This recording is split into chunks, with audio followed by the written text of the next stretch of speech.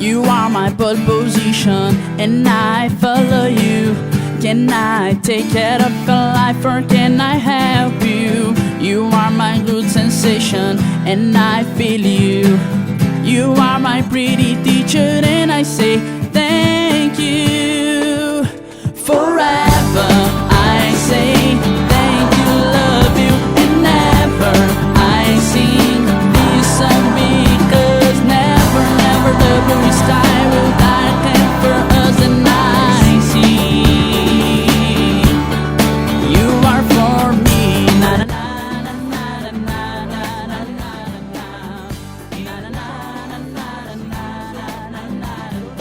Passou por Sucote, por Siquém, até ele chegar até Canaã. E depois que o Isaac faleceu, os irmãos Esaú e Jacó não se encontraram mais. Cada um seguiu o seu caminho. O Esaú foi montar uma cidade, foi montar um clã, uma descendência para ele. E o Jacó também seguiu o seu caminho. E nós encontramos o Jacó aqui em Canaã, na terra das peregrinações. Isso aqui aconteceu cerca de 2 anos após Simeão e Levi matarem os siquemitas numa grande mortandade dos homens de uma cidade. E aqui Jacó tinha cerca de 108 anos de idade, 108 anos de vida. E Deus prometeu a Abraão que da linhagem de Abraão sairia uma nação. Sim ou não? Sim. Sim. Deus chama Abraão, depois nasce de Abraão o Isaac, nasce do Isaac o Jacó, e agora estava na vez de alguém tomar conta, ser o próximo a assumir o papel de um patriarca. Abraão, Isaac, Jacó, tinha alguém outro que estava na vez. E Deus sempre está por detrás das engrenagens da história humana. Se nós nos colocamos nos pés aqui do Jacó e olhamos para frente e temos na nossa mente as promessas de Deus, e nós olhamos para frente, nós nos colocamos aos pés de Jacó e olharmos para frente, muita coisa seria difícil. Para nós hoje, nós olhamos essa história e para nós a história é bonita, mas ela é bonita depois que ela está escrita. Nós já sabemos o final da história. Mas para esses homens aqui, a história era insegura. Muitas coisas na nossa vida, nós olhamos para frente e nós não sabemos como será. Mas nós podemos crer pelas Escrituras que Deus está por detrás das engrenagens da humanidade. E se nós estivermos encaixados nos caminhos dele, as coisas vão fluir para nós. Amém? Deus falou com Abraão, lá em Gênesis 12: sai da tua terra, sai da tua parentela, sai do meio onde você está vivendo e vai para uma terra que eu te levarei e te prometi. Ele foi? Ele foi. Abraão, Isaac, Jacó. Agora nós vamos por esse texto que o próximo patriarca está se encaixando na história. E como é o nome dele? José. Agora você pensa comigo. Se Deus viria para José e dissesse para ele: José, sai da tua casa do teu pai, do meio da tua parentela, do meio das riquezas do teu pai, e vai para o Egito, e lá eu farei de você um governador, lá eu farei de você o segundo homem mais poderoso do mundo, e por meio de você eu alimentarei a terra. Ele iria? Não iria. Por isso que uma história é diferente da outra.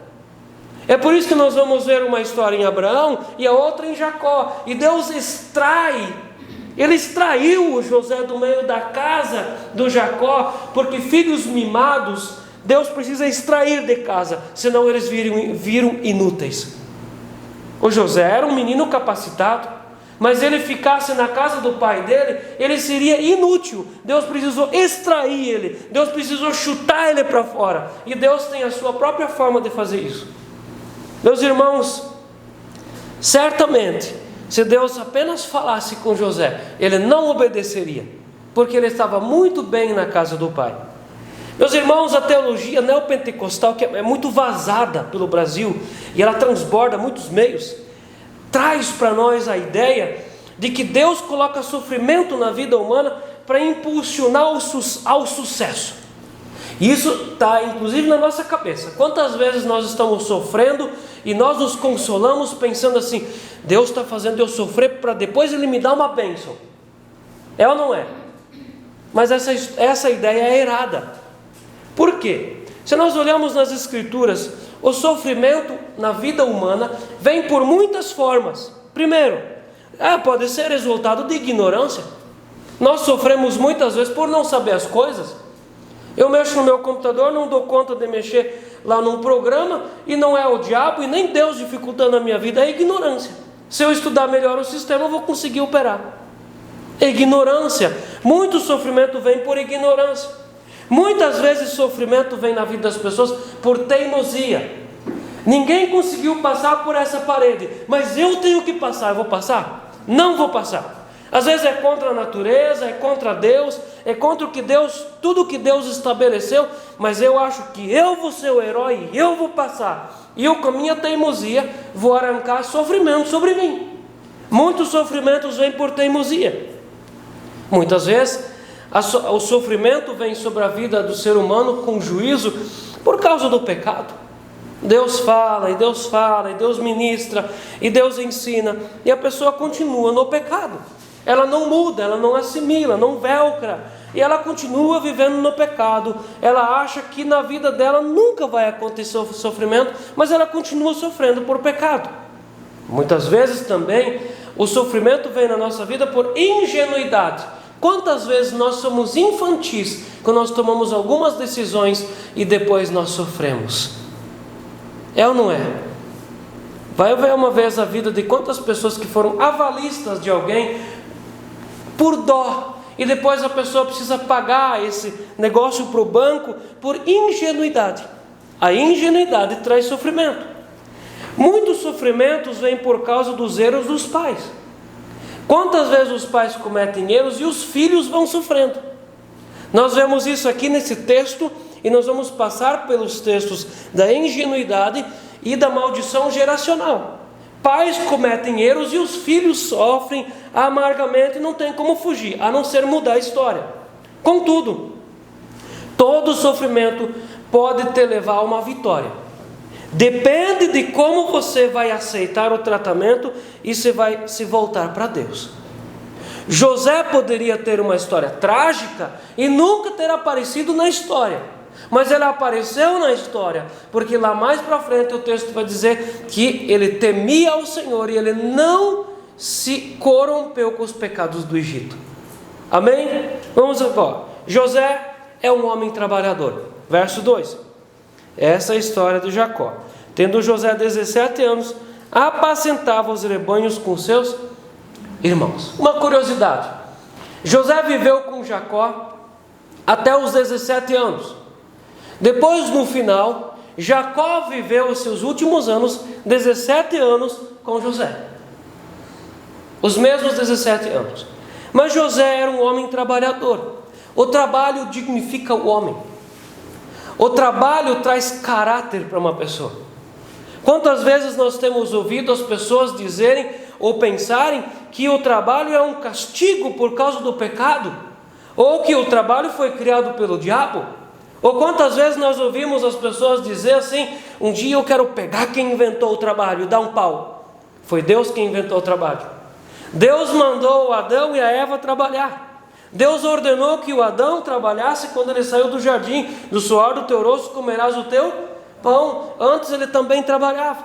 O trabalho dignifica o homem: levantar cedo, ler a Bíblia, orar, tomar o café e ir para o serviço. E nós temos trabalhos todos os dias. Inclusive Deus manda a gente descansar um dia. Por quê? Porque nós temos muito trabalho para fazer. E o trabalho dignifica o homem. O trabalho traz riquezas para dentro de casa. O trabalho traz sucesso. O trabalho nos dá a graça da gente ofertar e dizimar. E o trabalho nos dá a oportunidade de presentear alguém. O trabalho dignifica o ser humano. E José era um homem trabalhador. Um menino trabalhador desde a sua juventude. Quando nós olhamos para dentro da nossa sociedade, quantas pessoas que não trabalham, não fazem nada, nem dentro de casa e nem têm um emprego. E se nós quisermos trabalhar, nós podemos trabalhar em todos os lugares, em casa, sempre vai ter serviço para todo mundo. E se nós olhamos para o mundo de hoje, nós olhamos com uma preocupação muito grande. Há muitos jovens que não trabalham e nem se preparam para trabalhar. José era um jovem trabalhador. Segundo, José era um homem íntegro. No final do verso 2, diz assim: e trazia más notícias deles ao seu pai. Os irmãos de José estavam metidos em coisas estranhas. E eu, decifrando as Escrituras, é uma opinião minha, como nós entendemos as Sagradas Escrituras, sempre vai jogando de uma geração para outra, e muitas vezes nós vemos essa maldição geracional de uma geração para outra, e o texto para mim não precisa me dizer, mas eu compreendo que há roubo nessa história. Por quê? Você lembra que o Labão, que é o vô desses meninos, era um ladrão? Ele não roubou o Jacó e já não mudou 10 vezes o salário do Jacó? Então, geracionalmente, o que é mais fácil a gente entender que esses meninos faziam lá em Siquém, apacentando as ovelhas? Provavelmente roubavam ovelhas e cabritos do próprio pai ou até mesmo de outras pessoas. Mas o José não estava metido nisso. É fácil nós trabalharmos num ambiente, vivermos num ambiente onde as pessoas se corrompem com inúmeras coisas e nós sermos íntegros. É difícil. E muitas vezes nós passamos por maus, outras vezes nós passamos por radicais, outras vezes nós passamos por quadrados. Mas o José era um menino íntegro. Mesmo ele apacentando as ovelhas junto com seus irmãos, dia após dia, ali na lida com os animais, e vendo e ouvindo as falcatruas dessa matilha, ele não se misturava com as maldades dos seus irmãos. Nós precisamos aprender a viver assim. Ao nosso redor, em todos os lugares, a maldade está presente. No emprego, na família, na sociedade, entre alguns amigos, entre alguma conversa. Nós precisamos vigiar e nós precisamos ser íntegros. José era um menino íntegro desde a sua juventude, por isso que ele foi íntegro lá na frente. Amém? Às vezes as pessoas pensam, quando eu tiver sucesso eu serei íntegro. Mas o José foi íntegro desde a sua juventude. Mas José é ingênuo ao contar os pecados dos irmãos ao pai. Ele é ingênuo. E nós vamos ver que o José ele tem uma fraqueza. Ele tem a boca grande e com facilidade ele conta as coisas.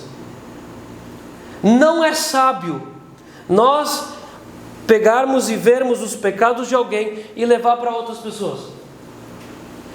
A sabedoria está em fica quieto. A sabedoria é assistir aquela situação no emprego, na família, no pai, na mãe, lá nos amigos, assistir aquele pecado, ver o adultério, ver a fornicação, ver e ficar quieto. A sabedoria em fechar a boca e fazer de conta que não se enxerga muitas coisas. A sabedoria nisso.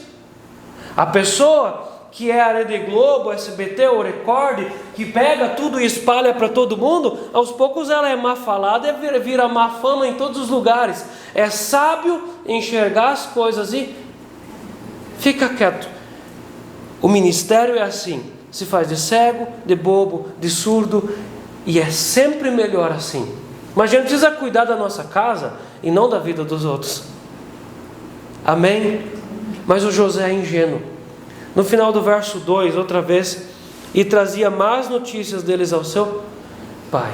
Ele teria sido sábio se ele viesse e não contasse nada. Nós não vemos o Jacó tomando nenhum posicionamento em relação aos irmãos.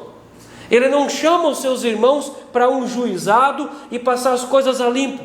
Ele não coloca disciplina nos seus irmãos. Simplesmente não faz nada. O pai estava interessado em corrigir os seus filhos? Não. Então, nós contamos que o José é ingênuo ao contar os pecados dos irmãos para o pai. Ele é ingênuo. Próximo. Os privilégios que o pai, o Jacó, dava para o José, colocavam o José numa situação delicada com os irmãos. Verso 3.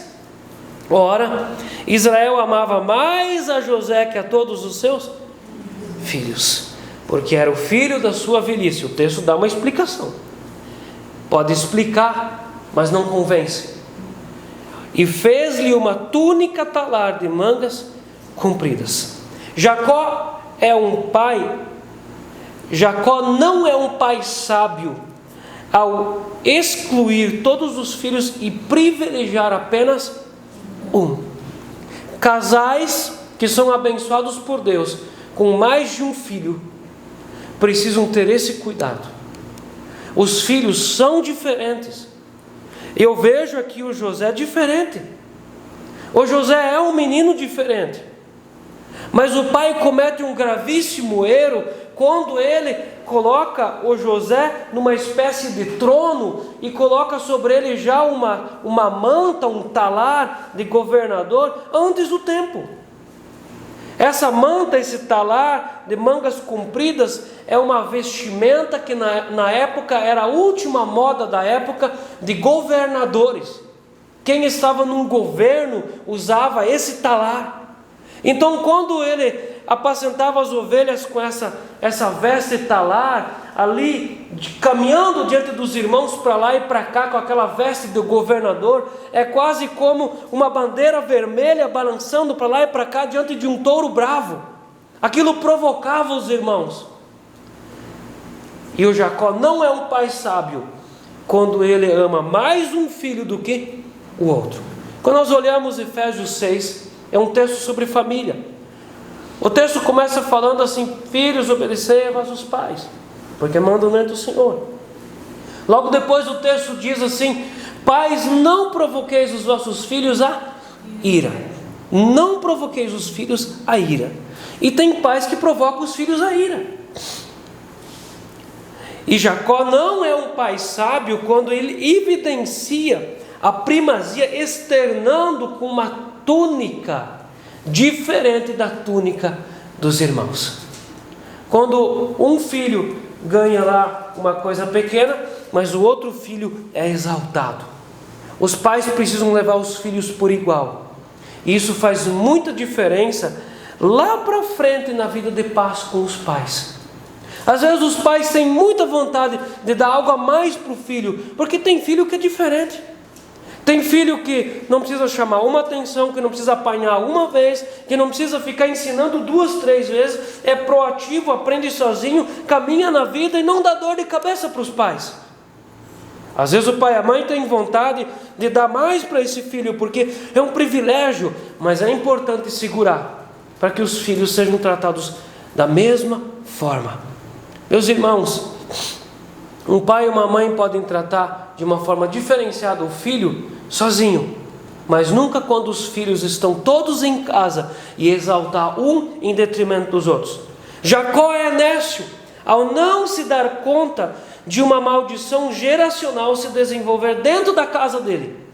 Vamos olhar. Você lembra que o Abraão amou mais Isaac do que o Ismael? E mandou o Ismael embora, mas quando ele fez o Ismael lá, aquela noitada era boa. Ele não pensou nisso. E lá com a mulher era boa, não era? Agora ele tem 2 filhos, mas ele deixa bem claro que ele amava mais um do que a outro. Aí vem a próxima geração, vem a geração do Isaac. E você lembra que na casa do Isaac, o casal se separou porque um amava mais um filho e o outro? É maldição hereditária. Aí agora vem a vez do Jacó consertar. E na casa do Jacó é a mesma coisa. Vamos olhar para uma outra coisa. Quando nós estamos na casa do Labão, você lembra que na casa do Labão, o Labão não considerava a filha dele, a Lia, como alguém que tivesse condições de conseguir um casamento? Tanto é que ele enfiou a Lia no lugar de Raquel. Você acha que essa menina não percebeu que o pai não confiava nela? Será que isso não doeu no coração dela? Agora nós vamos olhar para aqueles outros irmãos ali, aqueles cunhados sanguessuga do Jacó. Aqueles não eram os filhos mimados? Não eram esses que comandavam o pai e estavam por detrás como marionetes? Esses eram os filhos privilegiados, os mimados que o pai fazia tudo o que eles queriam. Agora o Jacó está na casa dele.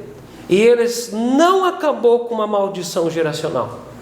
Meus irmãos, vocês já perceberam quantas vezes que Deus está falando com nós sobre maldição geracional?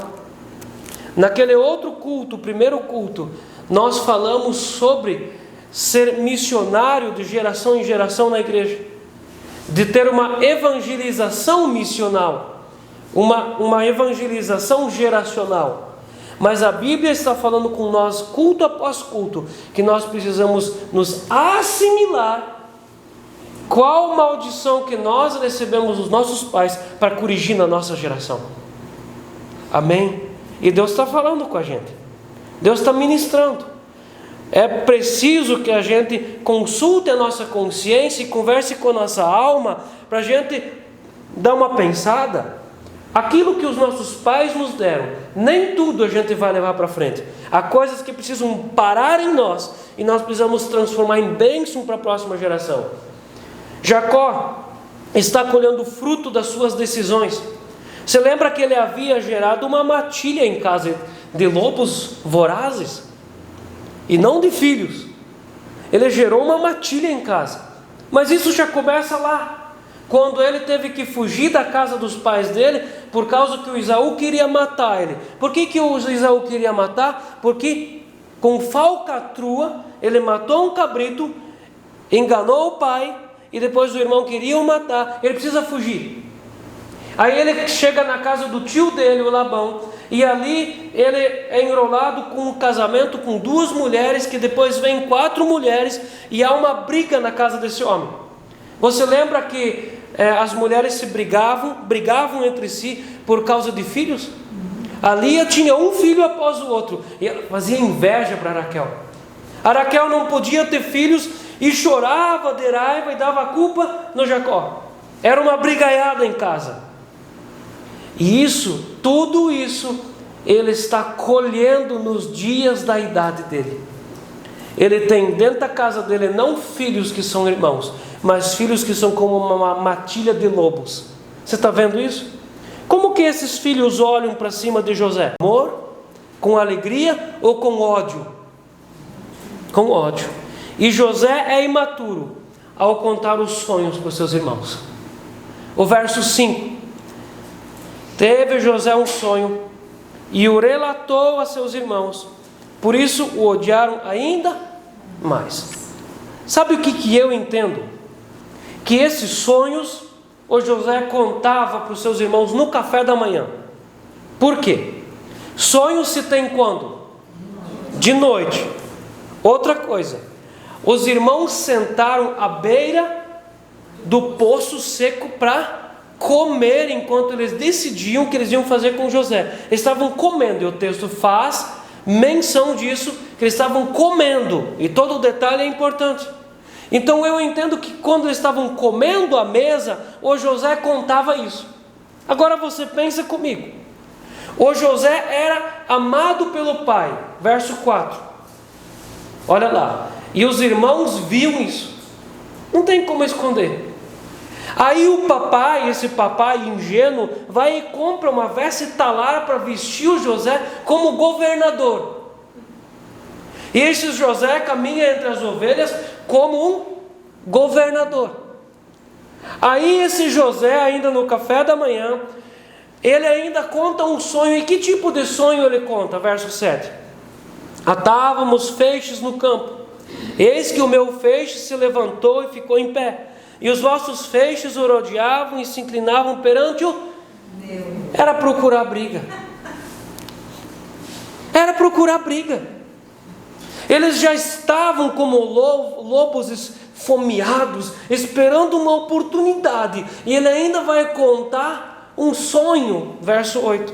Então lhe disseram seus irmãos: reinarás com efeito sobre nós? E sobre nós dominarás realmente? E com isso, tanto mais o odiavam por causa dos seus sonhos e das suas palavras. Meus irmãos, nós temos sonhos. Nós vemos a Raquel, a mãe do José, ela sonhava em ter filhos, certo?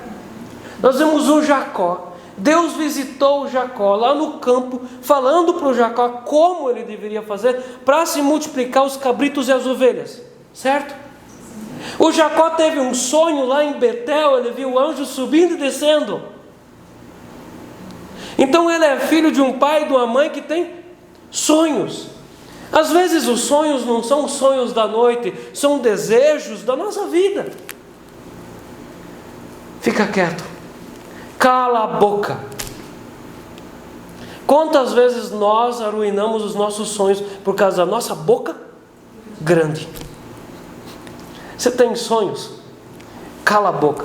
Fecha a boca. Porque tem pessoas ao nosso redor que não nos amam, não nos querem bem. Às vezes vivem de mal com a vida. E aí encontram nesse nosso projeto algo para nos alfinetar e chicotear. Meus irmãos, nós contamos as nossas coisas íntimas para pessoas de profunda confiança. Escolha alguém que seja conselheiro de verdade da sua vida, mas não conte as coisas para todo mundo. No nosso emprego, nós somos sábios se nós ficamos quietos. Nós não falamos nem do prato de feijão que é na nossa casa. Sabedoria. E quantas vezes as pessoas arrancam sobre si perseguição, porque elas têm que contar os sonhos para todo mundo. Porque eu vou fazer isso, depois eu vou fazer aquilo, depois eu vou comprar aquilo, depois eu vou vender aquilo. E às vezes é só um sonho, mas ela já arrecada sobre si olhos de ciúmes e invejas. Cala a boca. Fecha a boca. José é ingênuo. Ele deveria ter ficado quieto. Quando ele via a maldade dos irmãos no campo, e quando Deus lhe deu sonhos, Deus não mandou ele contar os sonhos. Não há nada, Deus não mandou ele contar. Deus deu sonhos para ele, revelando sobre ele o que seria do futuro. E quando Deus nos mostra as coisas, fica quieto. Muitas vezes Deus fecha portas da nossa vida, porque nós contamos as coisas que Deus mostrou para a gente. Quantas vezes as pessoas têm portas travadas na vida delas, porque elas compartilharam com alguém algo que é entre ela e Deus. E Deus fecha a porta, e Deus fala assim, também não vou mais te contar nada, porque você não era para contar. Ele é ingênuo quando ele conta os sonhos para os seus irmãos. Quando nós olhamos o verso 9, teve ainda outro sonho, e o referiu aos seus irmãos, dizendo: sonhei também que o sol e a lua e 11 estrelas se inclinavam perante mim. Contando ao seu pai e aos seus irmãos, repreendeu o pai. Você já viu como é que o Jacó, depois de tanta riqueza, ficou incrédulo? Quando ele era pobre, ele acreditava em sonhos, certo? Ele creu no que Deus falava. Agora quando Deus fala com o filho, ele não crê. Continua o verso 11. Seus irmãos tinham-lhe ciúmes. O pai, no entanto, considerava o caso consigo mesmo. Presta atenção. O ciúme e a inveja é a filha amada de Satanás. O que é ciúme? É se sentir mal quando alguém outro vai para frente. O ciúme e a inveja sempre vem acompanhado da malícia. O que é malícia? É se sentir bem quando o outro fracassa. Vamos lá de novo? O ciúme e a inveja é se sentir mal quando alguém outro tem prosperidade. A malícia é se sentir bem, é soltar fogos quando alguém fracassa. O ciúme, a inveja e a malícia são um trio que produzem filhos. E produzem um filho, a filha chamada maledicência. E maledicência é falar mal dos outros, é surar o Judas, é esfolar o Judas, é escolher alguém para matar. Aí o bolo lá do trabalho se junta lá e pau em alguém. É maledicência, é sentar-se na roda dos escarnecedores, como o Salmo 1:1. É maledicência. Quantas vezes esses irmãos sentavam lá no campo, no almoço, no café da manhã, e eles planejavam como e o que eles fariam com o José. Quando José chegou lá no campo, já estava tudo planejado, eles nem se reuniram outra vez, eles só se entreolhavam e já sabiam o que fazer. Porque a inveja, o ciúme, a malícia, a maledicência já tinham produzido um morto na cabeça deles. E eles tinham que matar quem? O José. Porque a insuficiência deles estava incomodada diante da virtude do José. Então, ao invés de nós nos aliarmos com o José, vamos fazer o quê? Vamos matar ele. Tudo isso é produzido quando as pessoas são maledicentes. O verso 16, verso 13, perguntou Israel a José: não apacentam teus irmãos o rebanho em Siquém? Vem, enviar-te-ei a eles. Respondeu-lhe José: eis-me aqui. José é um menino obediente. Ele é obediente. Meus irmãos, ele tem dentro dele um caráter de fidelidade. Ele não tem rasuras no caráter. O caráter dele é de fidelidade. Até mesmo na ingenuidade, ele pegava lá a informação dos seus irmãos e levava para o seu pai, assim como era. Ele era fiel na informação, ele tinha fidelidade, ele era obediente. Filhos precisam obedecer aos pais. E nós estamos sim diante de uma geração que é desobediente aos pais. É ou não é? Uma geração que só fica diante do celular, é só joguinho para tudo, é tudo é ali o celular o tempo todo, e uma geração desobediente aos pais. Os pais falam, vá para a direita, e a criança de propósito vai para a esquerda. Isso é desobediência.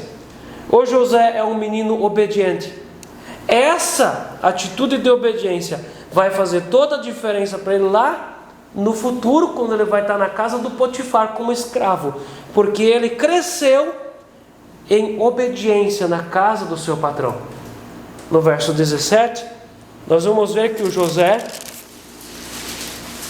é uma pessoa que está pronta a pagar sacrifício. E José é na Bíblia um tipo mais próximo de Jesus. Jesus, amado pelo Pai, odiado pelos irmãos, ele foi traído e vendido por 20 peças de prata como escravo, e ele venceu no final. A única diferença entre o José e o Jesus é que Jesus ressuscitou dos mortos e foi ao céu. O José apenas foi governador próspero sobre a terra. 17. Disse-lhe o homem: foram-se daqui, pois ouviu dizer, vamos a Dotã. Então seguiu José atrás dos irmãos e os achou em Dotã. Isso aqui precisa fazer sentido na nossa vida. Ele saiu de Hebrão, onde morava o Jacó, e a casa do Jacó estava instalada, e ele foi caminhando até Siquém. Até Siquém dava entre 86 e 91 quilômetros. Era 3 dias de viagem a pé, pelo caminho que ia de Damasco para o litoral. E quando ele chega em Siquém, ele está perdido, ele não encontra os seus irmãos, aonde habitualmente eles pastoreavam, e alguém o acha, encontrou o perdido, e fala que os irmãos tinham ido para Dotã. Dotã ficava 21 quilômetros ao noroeste, longe de Siquém. Mais um dia de caminhada. José é um menino fiel, e a obediência, ela requer sacrifício. Toda obediência requer sacrifícios. Não pense que você, obedecendo a Jesus, você não precisa sacrificar nada. A desobediência não exige sacrifício, porque a desobediência, a pessoa faz o que ela bem entende, ela vive como um animal sem cercas. Mas a obediência exige sacrifício, exige dar um passo a mais, exige andar 21 quilômetros a mais, para ver como estavam os irmãos. Ele é obediente, ele é fiel, ele tem caráter, sim. Mas algumas perguntas eu preciso fazer sobre esse texto. Eu gostaria que alguém me respondesse as perguntas que eu tenho sobre esse estudo. Primeira pergunta: por que os irmãos de José pastoreavam tão longe de casa? Eles tinham pasto em Canaã. Eles tinham pasto em Hebrão. O Abraão não pastoreava ali? O Isaac não pastoreou ali? Por que é que eles tinham que pastorear a 100 quilômetros longe de casa? Será que não era para roubar? Será que não era para esconder o que eles faziam, esconder do pai? Pode ser, mas é uma pergunta que não está respondida no texto. Segunda pergunta. José sabia que seus irmãos o odiavam. Por que ele foi até eles? Ingenuidade? Fidelidade? Amor? Se ele sabia que eles o odiavam, ele percebia isso, por que é que ele obedeceu o pai? Terceira pergunta. Jacó sabia que os filhos mais velhos odiavam José. Por que ele enviou José? E ainda mais, ainda com a túnica, não podia ter enviado com uma roupa normal? Com aquela que ele usava antes da túnica de governador? Enfim, se os irmãos prestassem atenção nos sonhos de José, eles entenderiam o tempo e a época da seca. E depois, quando veio a seca, eles tiveram que descer para o Egito. Se eles assimilassem aquele sonho, eles entenderiam o que estava acontecendo. Mas eles não assimilaram. Por último, se Jacó assimilasse os dois sonhos de José, o Jacó é o pai, ele tinha experiência com sonhos. Se o Jacó assimilasse o sonho, ele ainda acreditaria na história dos filhos de que o animal teria comido José? Ele teria poupado 22 anos de sofrimento se ele teria ouvido o que Deus tinha falado por meio do seu filho. Mas eu quero terminar a nossa meditação com 3 aplicações. Nunca trate uma pessoa diferente da outra. Você quer honrar alguém? Chama essa pessoa sozinha na sua casa e honre ela. Faz pipoca colorida para ela, faz um suco para ela, honre ela sozinha na sua casa. Mas quando nós estamos em grupo, trate todo mundo com igualdade. Quantas vezes nas reuniões de família, de final de ano ou de Natal, tem umas 2 pessoas que só conversam com a mesma pessoa, isolando os outros? É ou não é? Não faça isso. Você é cristão. Você já passou pela situação de ficar isolado e doeu para você? Não faça a mesma coisa com as outras pessoas. No nosso emprego, nós devemos conversar igual com todas as pessoas. O pastor não pode ficar só conversando com uma pessoa, isolando os outros, vai doer para os filhos. Quando nós estamos num grupo, não importa onde, nós precisamos conversar de igual com todos, porque aqueles que ficam de lado, isso dói no coração. Segunda aplicação: se há pessoas privilegiadas ao teu redor, não fique com inveja e com ciúmes. Não espere que em todos os lugares que você chega, as pessoas vão carregar você na mãozinha. Nós chegamos nos lugares e nós vamos encontrar pessoas que são mais honradas do que a gente. No nosso emprego, na igreja, na família, em todos os lugares aonde nós chegamos, há pessoas que já chegaram antes, ou têm mais capacidade, ou às vezes são mais queridas. E elas vão ser privilegiadas, vão ser carregadas na mão, vão ter mais vantagens. Não fique com ciúmes. Nós não podemos ser a matilha como os irmãos de José, porque a inveja e o ciúme matam você de dentro para fora. A inveja e o ciúme vão da cria, e a cria da inveja e do ciúme é a maledicência, é a maldade. E isso mata as pessoas aos poucos. Você tem alguém mais privilegiado que você? Se junte a essa pessoa, mas não fique com inveja ou com ciúme. Terceira aplicação: se você é a pessoa predileta num lugar, cala a boca, fica quieto. Amém? Às vezes pode ser ter num lugar lá onde nós somos honrados. Cala a boca. Dá para fechar a boca? Amém? Às vezes a pessoa honrada perde o seu lugar. Por quê? Fica abrindo a boca e contando vantagens. E o pecado sempre vai levar você mais longe do que você gostaria de ir. E o pecado tira as pessoas de lugares privilegiados. E muitas pessoas perdem privilégios por causa da boca grande. Se Deus privilegia você com honra, cala a boca, seja humilde, e você não tem que falar tudo para todo mundo. Amém?